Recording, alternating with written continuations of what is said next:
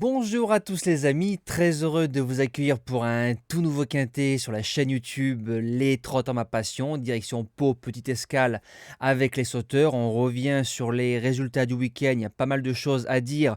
On commence samedi, vous avez vu, s'il n'y a pas le cheval d'Alex samedi, on avait Jean-Michel Bazir 6e, on aurait pu taper un quintet dans l'ordre, peut-être pas à 150 000 parce qu'il y avait Alex 2e, mais peut-être un quintet à 60 ou 80 000.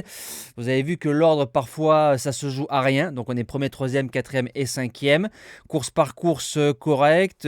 CDJ qui s'impose en remplacement de celui de base qui ne courait pas non partant. Donc, le cheval avec plus d'étoiles prenait sa place et c'est Cocktail du Dain qui devient notre plus beau coup de la journée.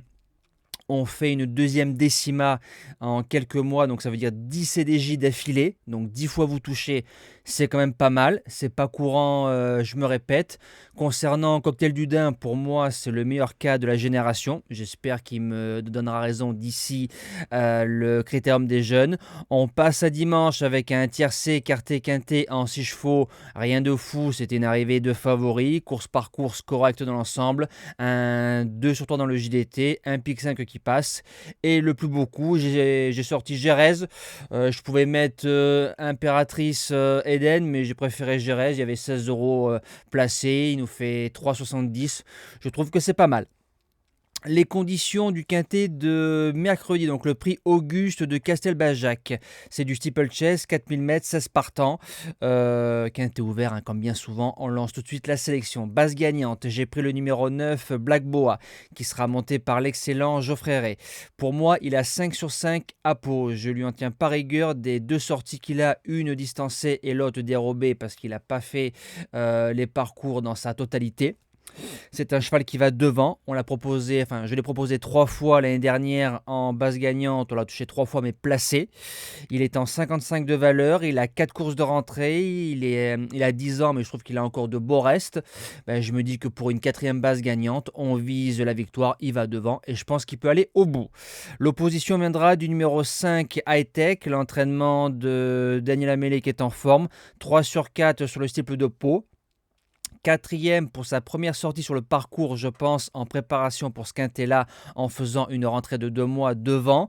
Ça a dû bien l'ouvrir en le montant plus dans le paquet, ça veut dire moins dur. C'est un cheval qui peut lutter pour le podium. Premier outsider, le bottom weight, le numéro 16, Alex Dupin. Alors c'est un cheval qui a fait 3e d'un quintet plus l'année dernière, à peu près à pareille époque, en 59 de valeur sur les haies. C'est un cheval qu'on monte dans le peloton de tête. Il a 5 sur 5 à Pau, donc ça c'est magnifique. Il a 2 courses de rentrée. Théo Chevillard qui est à la monte. Il arrive en 55 dans la spécialité du steeplechase, tout en bas avec un petit poids. Je m'en méfie beaucoup. Deuxième outsider, le numéro 7, Grâce de Dieu. Alors une chute en 18 sorties, donc ça prouve la régularité et le sérieux du cheval, autant sur les balais que sur les gros. C'est un cheval qui s'adapte à tout, sur les hippodromes, Clairefontaine, Craon, où c'est qu'il est allé, il a souvent réussi. Il a couru 2 handicaps, le cheval 2 victoires pour un premier quintet plus. Je garde très haut. En 5e position, le numéro 2, Gage de réussite, c'est le tenant du titre. Il a gagné cette course-là en 59 de valeur. Il arrive cette année en 60 et demi.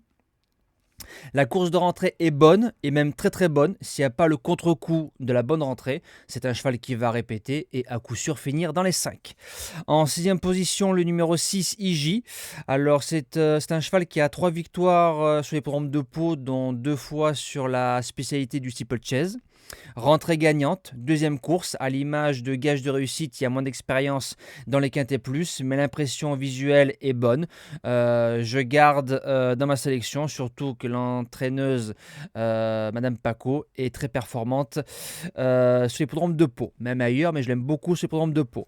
En 7e position, le numéro 1, Bandero, le top weight. Alors dans les quintets plus, c'est 4e, 6e, 6e, 3e, 1er. Sa seule victoire dans un événement, c'est février 2022 à Pau.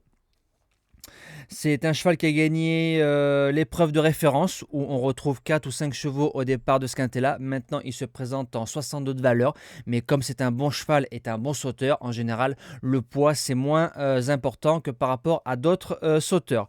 Et je finis avec le numéro 10, ce Duo d'enfer. Il a la faculté de tout faire, donc c'est bien pour un cheval. 5e de l'épreuve de référence en faisant une rentrée de 2 mois. C'est un sauteur sérieux. Pour les places, je l'ai gardé en bout de combinaison. Voilà, nous on se dit à demain pour le prestigieux prix de la Côte d'Azur sur l'hippodrome de Cannes-sur-Mer, donc sur l'hippodrome de la Riviera. C'est le plus gros quintet de l'année dans le sud. Je vous souhaite une bonne semaine et de bons jeux à tous.